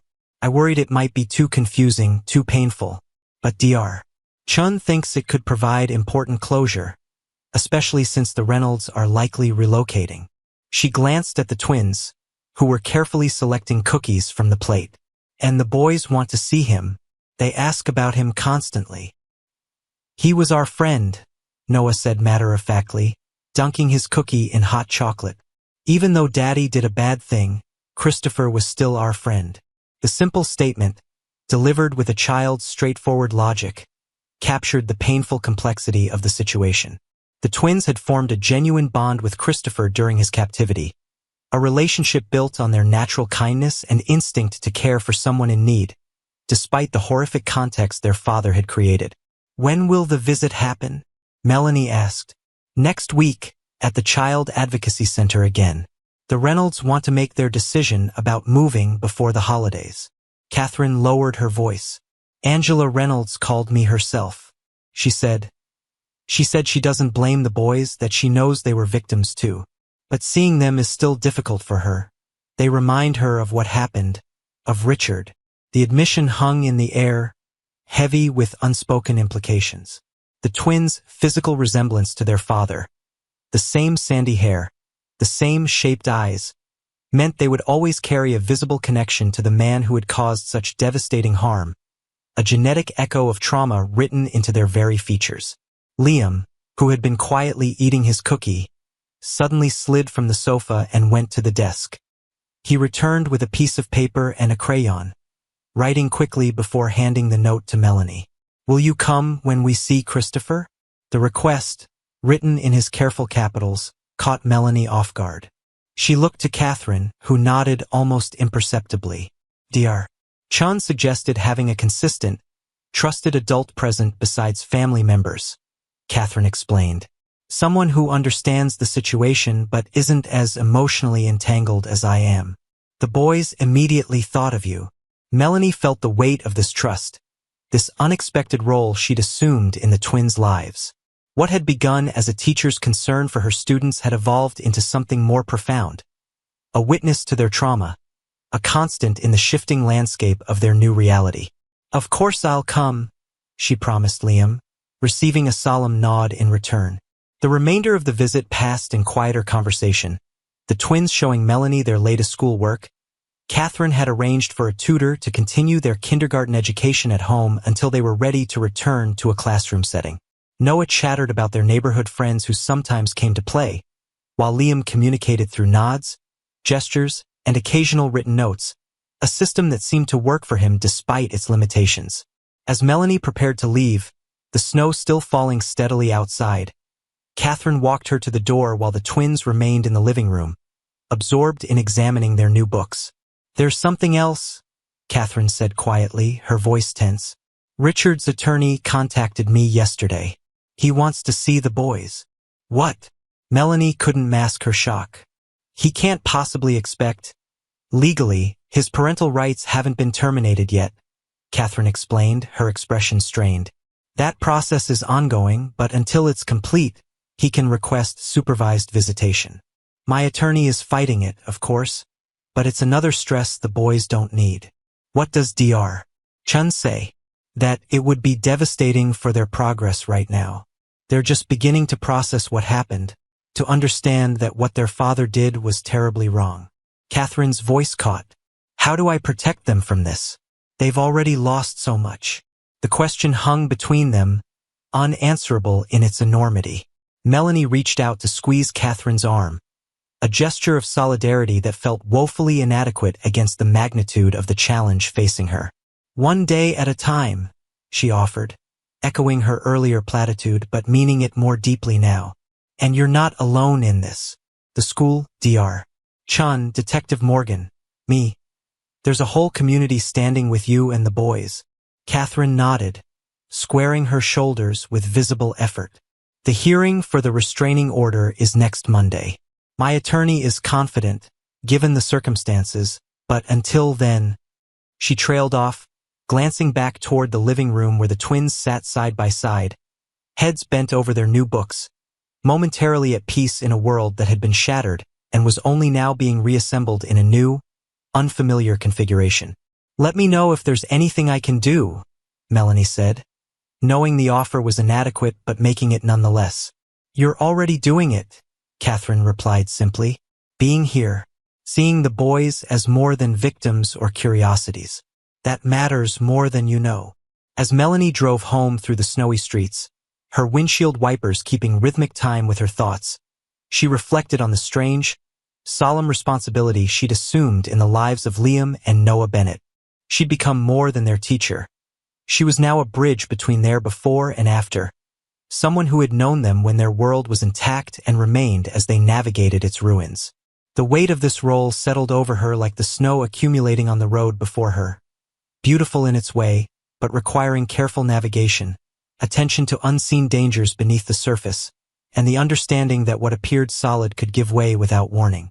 The Child Advocacy Center looked different in daylight, its cheerful facade a stark contrast to the somber purpose of the meeting taking place inside. Melanie arrived early, finding Catherine already in the waiting area, the twins seated beside her with identical expressions of nervous anticipation. The Reynolds aren't here yet, Catherine explained in a hushed tone as Melanie took the seat beside her. Christopher's been having a difficult morning, according to Angela. He almost changed his mind about coming. Melanie nodded, understanding the complexity of emotions the young boy must be experiencing. Wanting to see the twins who had shown him kindness during his captivity, yet associating them inevitably with the trauma he'd endured. How are Liam and Noah doing? She asked, noting the twins' unusual stillness. Typically, even in serious situations, they fidgeted or whispered to each other. Today they sat rigidly, hands clasped in their laps, eyes fixed on the door. Nervous, Catherine replied. They worked with Dr. Chun yesterday to prepare, drawing pictures of how they might feel seeing Christopher again, practicing what they might say.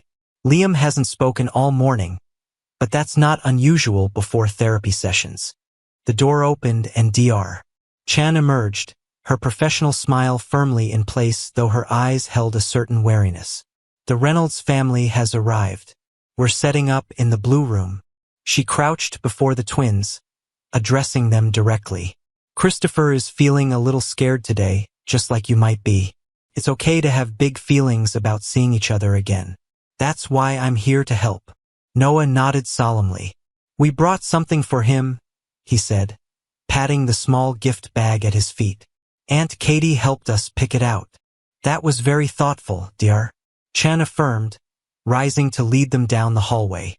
Christopher brought something for you too.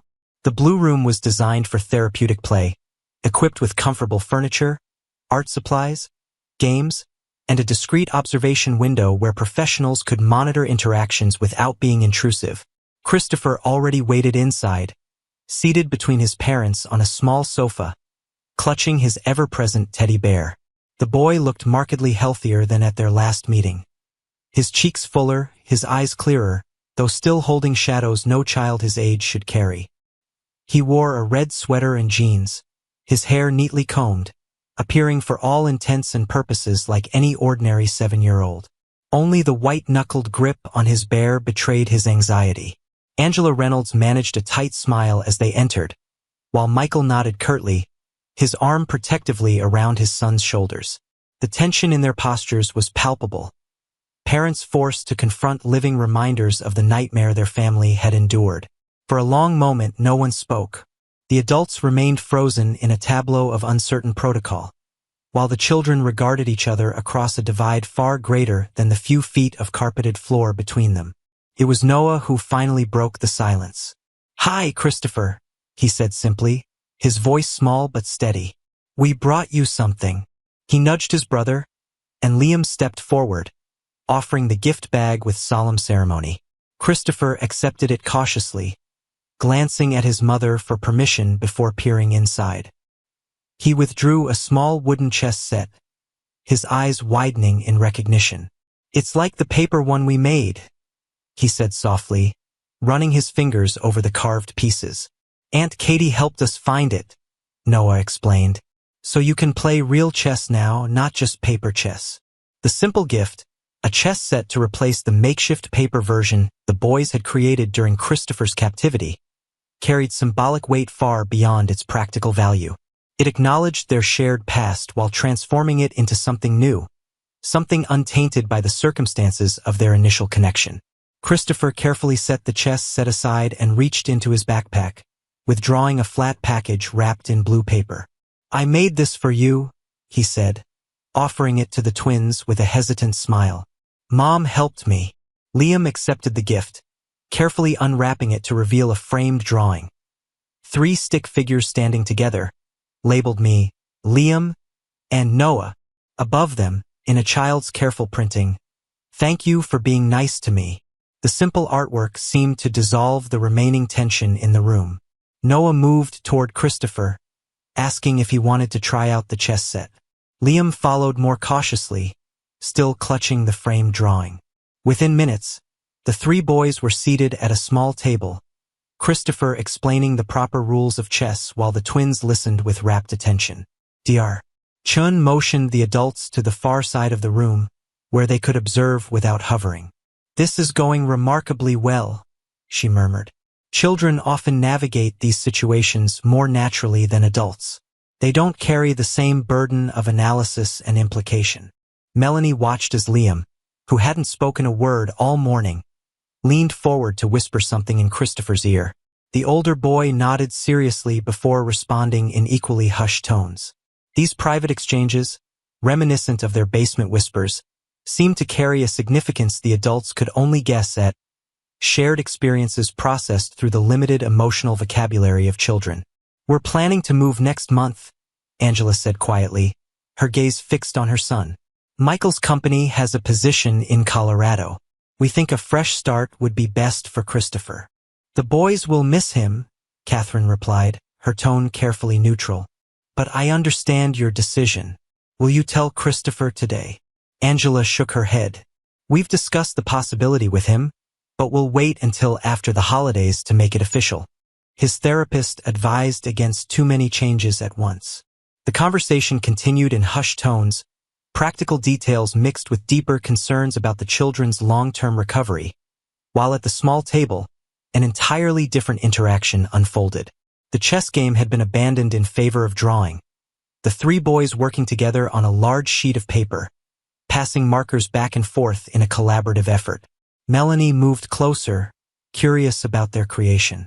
The drawing depicted what appeared to be a park, with 3 figures playing beneath a large tree, while adult figures watched from nearby benches.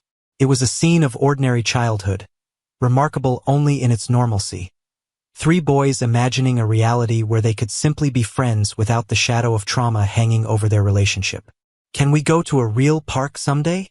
Noah was asking, adding a swing set to their drawing. "All 3 of us?" Christopher looked uncertain, glancing toward his parents. "I don't know. We might be moving away." "How far?" Liam asked, his voice so unexpected that all 3 adults turned in surprise. It was the first time he'd spoken aloud during the session, his words slightly rusty from disuse but clear. "Colorado," Christopher replied. "That's really far from here." Liam nodded, absorbing this information with the serious contemplation that characterized him. "We could write letters," he suggested after a moment, "and draw pictures to send." The simple solution, offered in the practical way of children, brought a sad smile to Angela's face. "I think that would be nice," she said, approaching the table. Christopher could have pen pals. The remainder of the session passed in this careful dance between acknowledgement of the past and tentative steps toward a future where the connection between the three boys might be preserved in some form, transformed from the trauma bond of their initial meeting into something healthier. As the visit drew to a close, Dr. Chun facilitated a structured goodbye, emphasizing that while Christopher would be moving away, he would not disappear from the twins' lives entirely. Letters, occasional video calls, perhaps even visits during summer vacations. All possibilities for maintaining a connection that, despite its troubling origins, had become significant to all three children. The final moments were the most difficult. Christopher hugged the twins goodbye with a fierce intensity that spoke volumes about the complex emotions beneath his 7-year-old surface.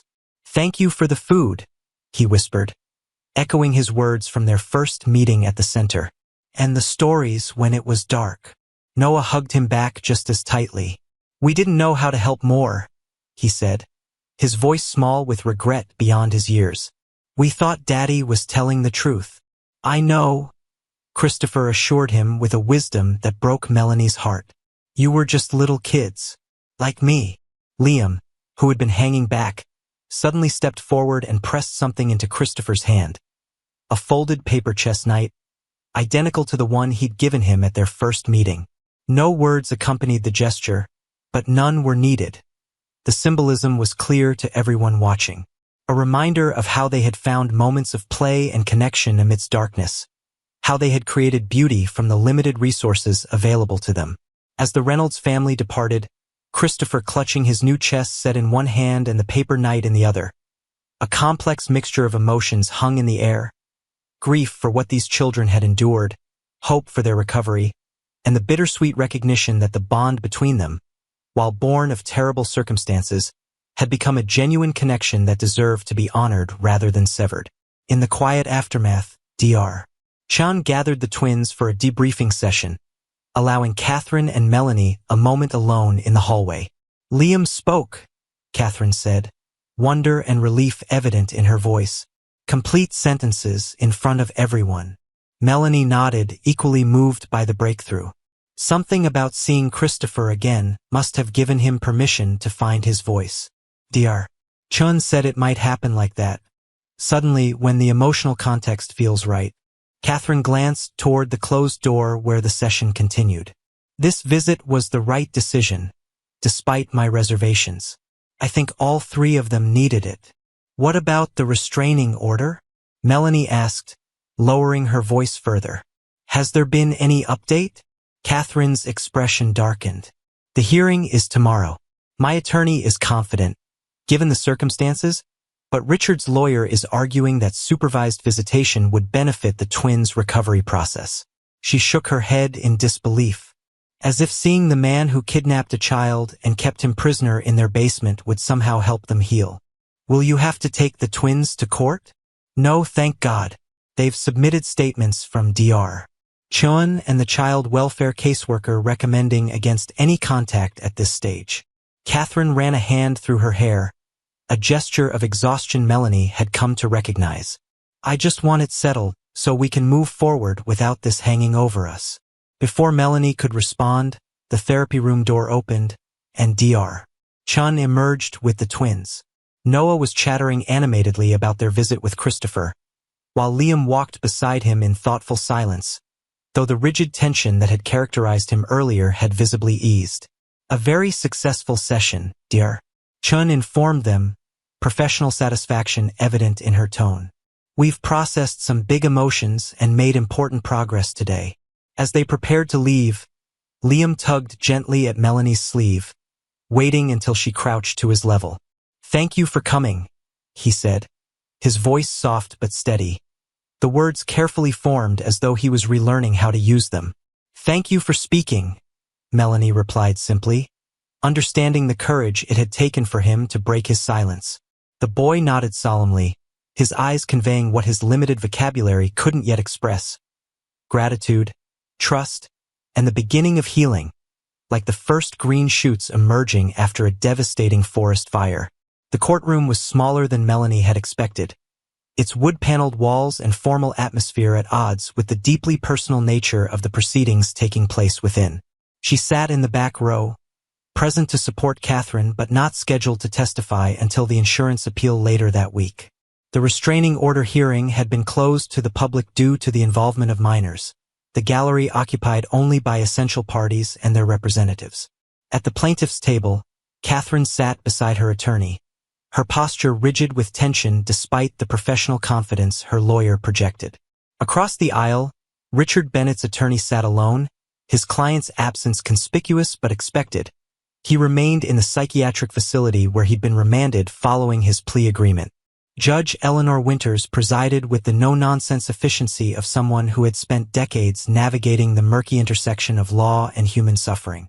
In her late 60s, with silver hair cropped close to her head and wire-rimmed glasses perched on a prominent nose, she commanded the courtroom with quiet authority. We're here today to consider the petition for a permanent restraining order filed by Catherine Bennett, acting as legal guardian for minors Liam and Noah Bennett, against their father, Richard Bennett, Judge Winters stated, reviewing the documents before her. I've read the submissions from both sides, including the psychiatric evaluations and recommendations from the children's therapist. Catherine's attorney rose, a tall woman with a subtle Southern accent that emerged despite her formal diction. Your Honor, we believe the evidence clearly demonstrates that any contact between Richard Bennett and his sons at this stage would be detrimental to their psychological recovery. Dr.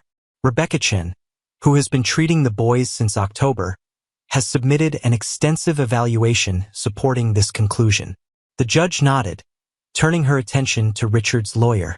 Counselor, your response? The defense attorney, a younger man with the polished appearance of someone from an expensive firm, stood with practiced confidence.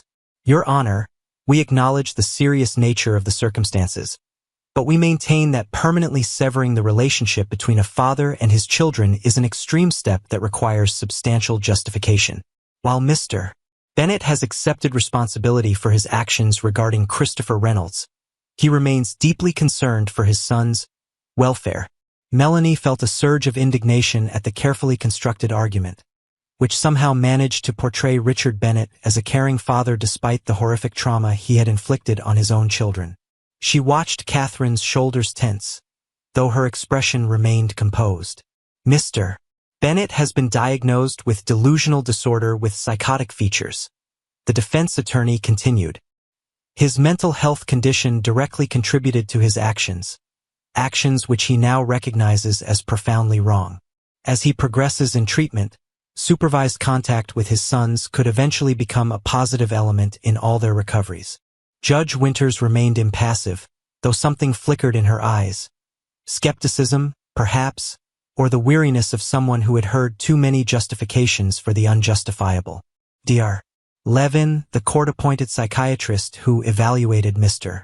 Bennett, has noted that maintaining family connections, when appropriate and carefully supervised, can be beneficial to patients with similar conditions, the lawyer pressed. We are not asking for immediate visitation, merely that the door be left open for possible future contact, at the recommendation of both Mr. Bennett's treating physicians and the children's therapist. The judge turned to Catherine's attorney. Your response, counselor? Catherine's lawyer rose, her expression grave. Your Honor, this argument fundamentally mischaracterizes the situation. We're not discussing a father who made a regrettable but ordinary mistake. Mr.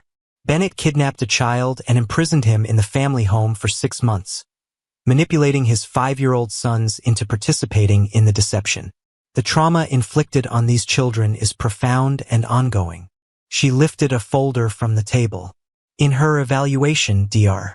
Chun describes the twins' ongoing struggle with trust, their confusion about moral boundaries, and their difficulty reconciling the father they knew with the man who committed these crimes. Liam Bennett developed selective mutism as a direct result of this trauma, only recently beginning to speak again. Noah Bennett experiences severe nightmares centered around themes of deception and abandonment. The attorney paused, allowing the weight of these details to settle over the courtroom. To suggest that contact with the architect of this trauma would be beneficial to these children flies in the face of all established psychological understanding of childhood trauma recovery. The mere suggestion of seeing their father has caused significant regression in their progress. For the next hour, the attorneys presented their arguments, occasionally referring to reports from various experts or citing relevant precedents. Throughout, Catherine remained still, her hands clasped tightly in her lap, while Melanie watched from her position in the back row, struck by the clinical dissection of what she knew to be a deeply human tragedy. Finally, Judge Winters removed her glasses, rubbing the bridge of her nose wearily before addressing the courtroom. Having reviewed all submitted materials and heard arguments from both parties, I am prepared to rule on this matter. The courtroom fell completely silent, the air heavy with anticipation. The primary consideration in cases involving minors must always be the best interests of the children. Judge Winters began, her tone measured. These best interests must be evaluated based on expert testimony, observable impacts, and the specific circumstances of each case. She shuffled the papers before her, continuing with deliberate care. It is clear from the evaluations provided by Dr.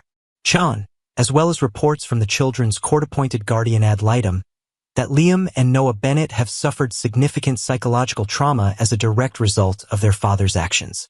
This trauma has manifested in serious developmental and psychological symptoms that are only now beginning to respond to intensive therapy. The judge fixed her gaze on the defense attorney. While I acknowledge Dr. Levin's general observation that family connections can be beneficial in some mental health recovery contexts, this generalized principle cannot override the specific, documented harm that even the prospect of contact with their father causes these children. She turned her attention to Catherine's attorney. I find the evidence compelling that continued separation from Richard Bennett is necessary for the twins' recovery at this time. Therefore, I am granting the petition for a permanent restraining order, prohibiting Richard Bennett from any contact, direct or indirect, with Liam and Noah Bennett. Catherine's shoulders sagged visibly with relief, though her expression remained composed. However, the judge continued, raising a finger, I am including a provision that this order may be reviewed annually, beginning 2 years from today, upon petition from either party and with updated psychological evaluations from qualified professionals treating both Mr. Bennett and the children. This acknowledges the possibility, however remote it may currently seem, that circumstances could change as the children mature and Mr. Bennett progresses in treatment. She looked between the two attorneys, her expression stern. To be absolutely clear, this provision is not an expectation that contact will be resumed, merely a recognition that the needs of these children may evolve over time, and that the court remains available to reevaluate based on those needs. The burden of proving that any contact would not be harmful will rest entirely with Mr. Bennett. With a decisive tap of her gavel, Judge Winters concluded the hearing. Order so entered. We're adjourned. The formality of the proceedings dissolved as Catherine rose, embracing her attorney with visible emotion. Melanie approached cautiously, uncertain of her place in this moment. It's over, Catherine said as she caught sight of Melanie, her voice unsteady with relief. At least for 2 years. The boys are safe. That's wonderful news, Melanie replied, genuine relief flooding through her. How are you feeling? Catherine gave a shaky laugh. Like I can finally breathe again. This was the last major hurdle. The custody arrangement is permanent. The restraining order is in place. She gathered her belongings with hands that trembled slightly. Now we can focus completely on healing, on moving forward. As they exited the courthouse, stepping into the crisp December air, Melanie was struck by the strange normalcy of the scene before them. People hurrying along the sidewalks carrying shopping bags, holiday decorations glittering in store windows, a group of carolers practicing on the corner. The ordinary world continued, oblivious to the profound decisions that had just altered the course of 2 small lives forever. Will you tell the boys about the ruling? Melanie asked as they walked toward the parking lot.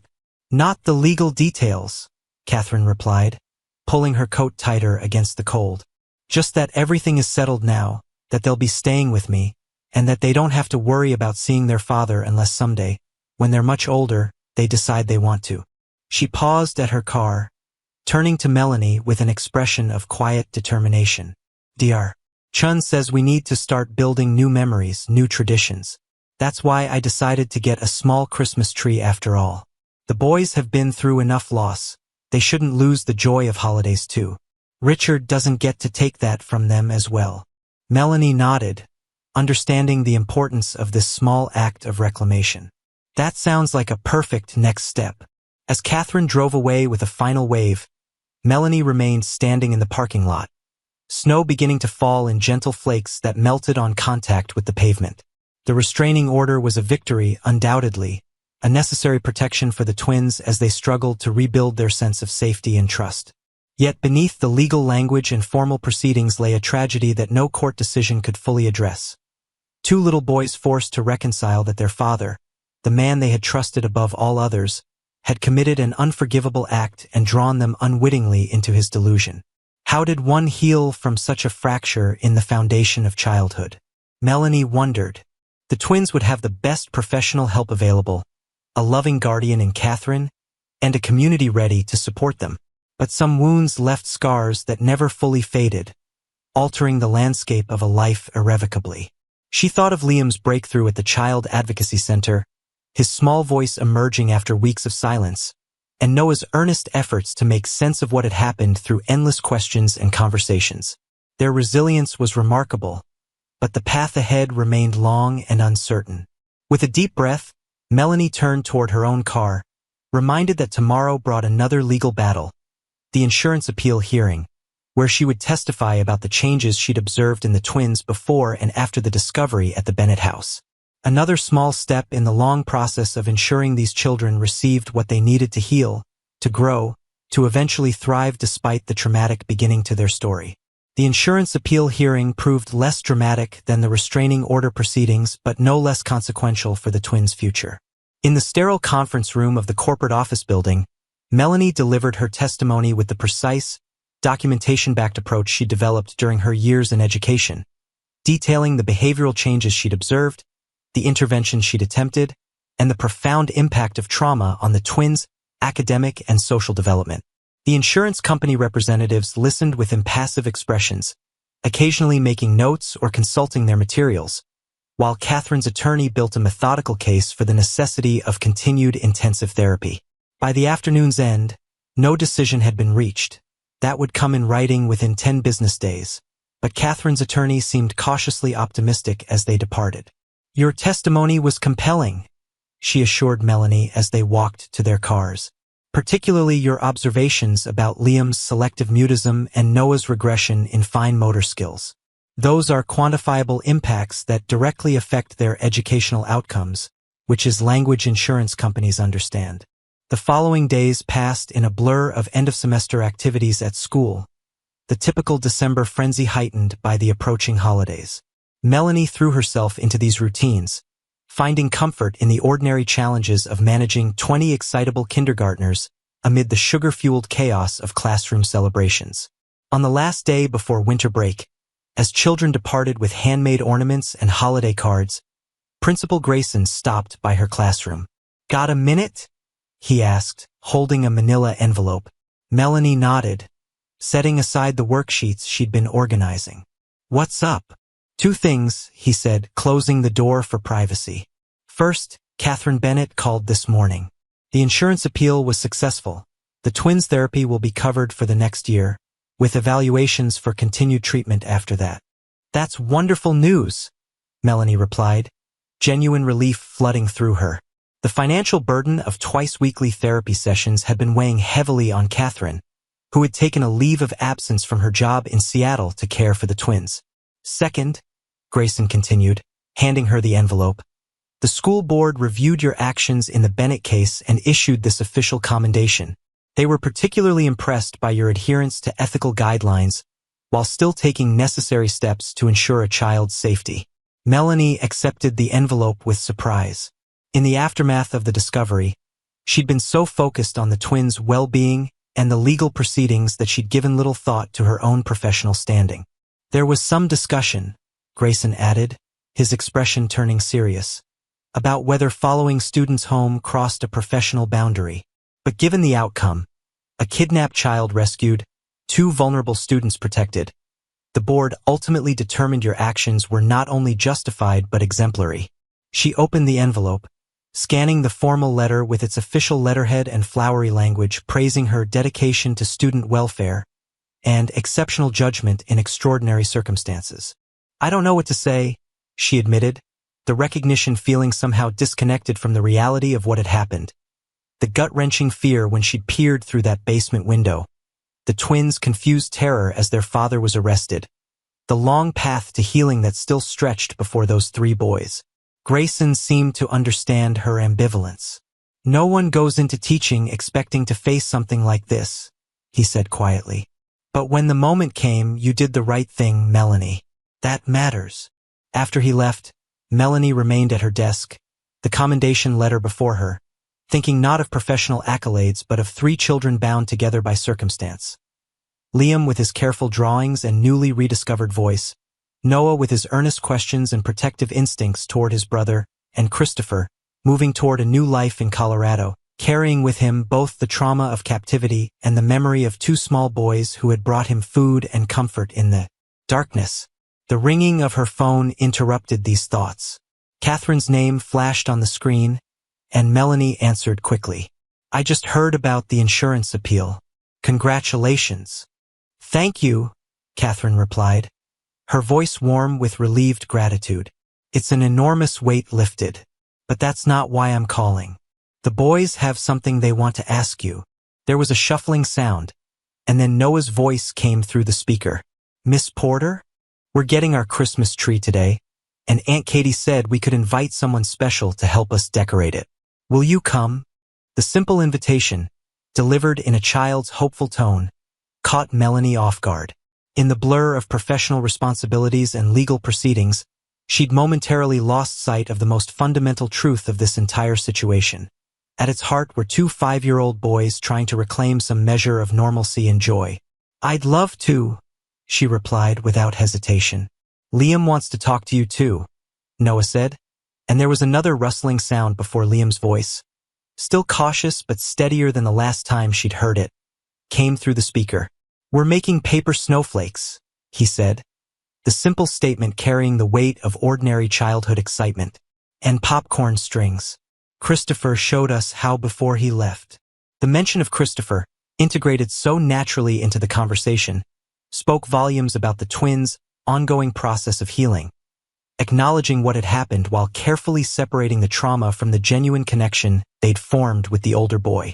That sounds wonderful, Melanie said, her throat tightening with emotion. I'm very good at paper snowflakes. I'll show you some special patterns.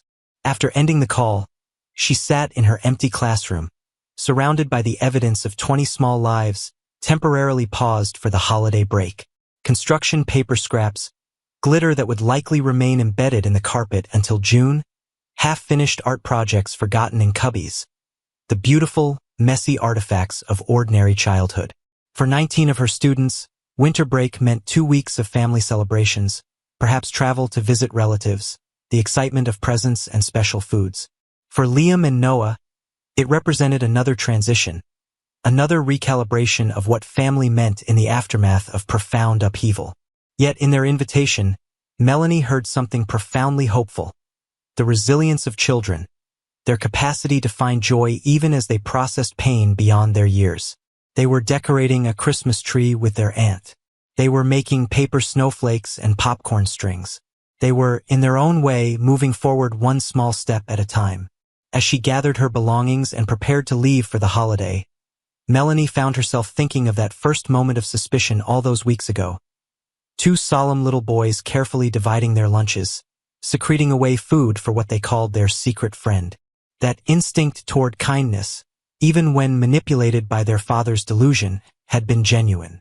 It had provided Christopher with not only physical sustenance but the crucial emotional knowledge that he wasn't entirely alone in his captivity. The tragedy that had unfolded from that point could not be undone. Richard Bennett remained in a psychiatric facility, his sons in their aunt's care, Christopher and his family preparing to start anew in Colorado. The fracture lines created by those events would always be part of these children's histories, visible in therapy sessions, in midnight fears, in moments of unexpected triggering. Yet alongside those fractures, something else had emerged. A capacity for healing, for connection, for finding meaning even in the darkest circumstances. Liam and Noah had demonstrated this in their concern for Christopher, in their careful processing of what their father had done, in their slow, painful journey toward understanding. And perhaps, Melanie thought as she locked her classroom door behind her, that was the true lesson of this harrowing chapter, that even when the foundations of safety and trust are shattered, the human spirit retains its remarkable ability to begin again, to find new ground on which to build, to create meaning from chaos. Tonight she would help two little boys decorate a Christmas tree, an ordinary act of celebration that in this context became something more profound. A declaration that darkness would not have the final word, that small acts of joy and connection could illuminate even the longest night. Outside the school, snow had begun to fall again, transforming the playground equipment into ghostly shapes beneath a white blanket. Melanie paused to watch the flakes drift down, each one unique in its crystalline structure, each one part of the greater whole that would, by morning, remake the familiar landscape into something new. Like the twins, like Christopher, like all who survive profound trauma, the world constantly engaged in this process of destruction and renewal, of endings that contained within them the seeds of new beginnings. And in that cyclical truth lay a kind of hope, not the shallow optimism that denied the reality of suffering, but the deeper faith that acknowledged pain while refusing to grant it victory over the human capacity for resilience, for compassion, for grace in the face of life's most savage storms. With that thought warming her against the winter chill, Melanie walked toward her car, toward an evening of paper snowflakes and popcorn strings, toward two little boys who had witnessed darkness beyond their years, yet still found the courage to reach for light.